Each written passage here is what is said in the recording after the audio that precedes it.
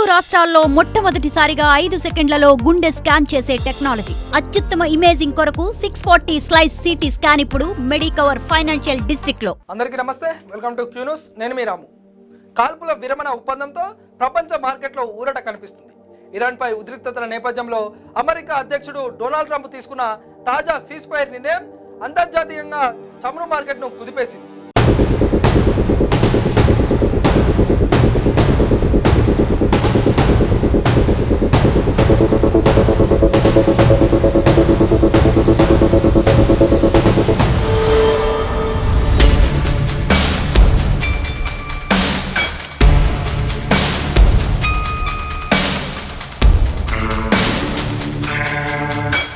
బుధవారం ఉదయం Asia trading లో అమెరికా ముడి చమురు WTI ధరలు ఏకంగా 13% వరకు పడిపోగా బ్రెంట్ క్రూడ్ ధర బ్యారెల్కు $95.06 దిగివచ్చింది.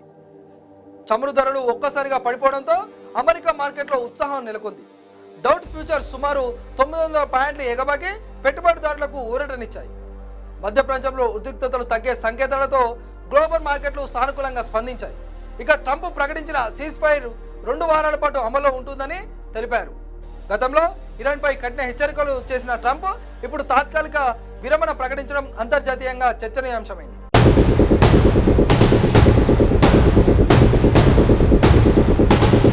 డబుల్ సైడెడ్ సీజ్ ఫైర్ గా ఈ ఒప్పందాన్ని పేర్కొంటూ హర్ముజ్ జలసంధిలో రవాణా భద్రత పునరుద్ధరణకు ఇరాన్ అంగీకరించినట్లు తెలిపారు. అయితే పరిస్థితులు పూర్తిగా సాధారణ స్థితికి చేరుకుంటాయని చెప్పడం తొందరపాటు అవుతుందని నిపుణులు హెచ్చరిస్తున్నారు.